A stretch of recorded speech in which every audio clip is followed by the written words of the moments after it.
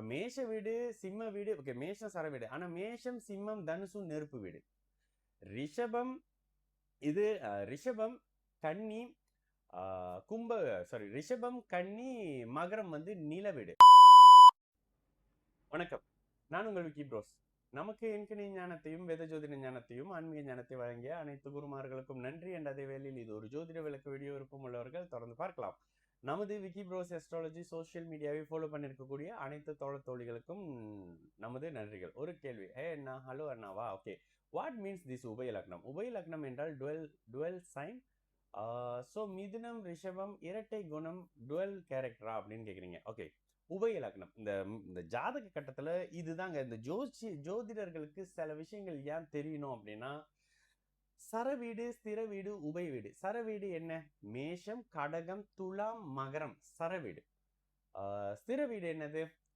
ரிஷபம் சிம்மம் விருச்சகம் கும்பம். அதுக்கப்புறம் உபய வீடு எது? மிதுனம் கன்னி தனுசு மீனம். ஓகே, இந்த வீடுகளுக்கெல்லாம் இருக்கக்கூடிய தனி குணம் இருக்கு. ஓகே, சர வீடு அப்படின்னா ஓடிக்கொண்டே இருக்கக்கூடிய வீடு. ஸ்திர வீடு அப்படின்னா நிலையாக இருக்கக்கூடிய வீடு. உபய லக்னம் என்றால் ஓடிக்கொண்டும் நிலைத்தும் இருக்கக்கூடிய வீடு அப்படின்ற மாதிரி விஷயம் வரும். ஓகேங்களா? இது சில நுணுக்கமான பலன் எடுக்கிறதுக்கு இந்த மாதிரியான விஷயங்கள் தேவைப்பட்டாலும் கூட, உபய லக்னம்னா என்னங்க? இந்த 4 வீடு, சரி ரொம்ப சிம்பிள். 4 வீடு என்ன வச்சிருக்கு? அறிவை, ஞானத்தை, புத்திசாலித்தனத்தை, கல்வியை, இந்த மாதிரியான உலகுக்கு தேவையான விஷயத்த இந்த மிதுனம் கன்னி தனுசு மீனம் வச்சிருக்கோம். அப்போ உலகுக்கு தேவையான புத்திசாலித்தனம், அறிவு, ஞானம், கல்வி, ஆன்மீகம் மாதிரியான நாலேஜை கொடுக்கக்கூடிய வீடுங்க இந்த வீடு. இதுல நீங்க மிதுனத்தை பத்தி கேக்குறீங்க. நீங்க என்ன கேக்குறீங்களோ அந்த மாதிரியான பதில் தான் என்கிட்ட இருந்து வரும். ஓகேங்களா? இப்பயே உங்களுக்கு கேட்கும்போது சில விஷயங்கள்ல என்னங்க இவரு ஒரு இது மாதிரி சொல்றாரு, ஆனா அது லாஜிக்கா இருக்கேன்னு தான் பாப்பீங்க. ஓகே, இப்ப மேஷ வீடு சிம்ம வீடு, ஓகே, மேஷம் சர வீடு. ஆனா மேஷம் சிம்மம் தனுசும் நெருப்பு வீடு. ரிஷபம் இது ரிஷபம் கன்னி ரிஷபம் கன்னி மகரம் வந்து நில வீடு. கடகம் விருச்சகம் மீனம் வந்து நீர் வீடு. காற்று வீடு இது என்னது? மிதுனம் துலாம் கும்பம்.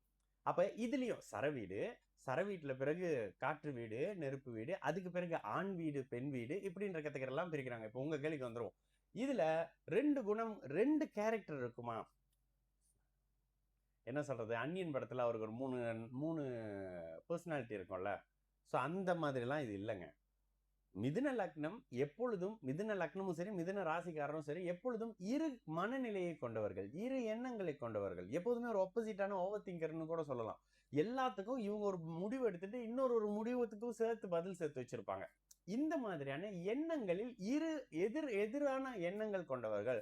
சுபத்துவமா இருந்ததுன்னா மிதுனம், அதற்கான ஞான வெளிப்பாடுகள் இருக்கும். பாபத்துவமா இருந்ததுன்னா அந்த புத்திசாலித்தனத்தை கெடுதலான அமைப்புக்கு யூஸ் பண்ணுவீங்க. எனக்கு மிதுனம் சுபத்துவமா இருக்கு, ஜோசியத்துக்கு ஞானத்துக்கு யூஸ் பண்றேன். இதே எனக்கு மிதுனம் கெட்டு போயிருந்தா இந்த புத்திசாலித்தனத்தை ஒருத்தரை ஏமாத்துறதுக்கு, ஒருத்தரை கெடுக்கிறதுக்கு, கஷ்டப்படுத்துறதுக்கு பயன்படுத்துவேன். இவ்வளவுதாங்க விஷயம்.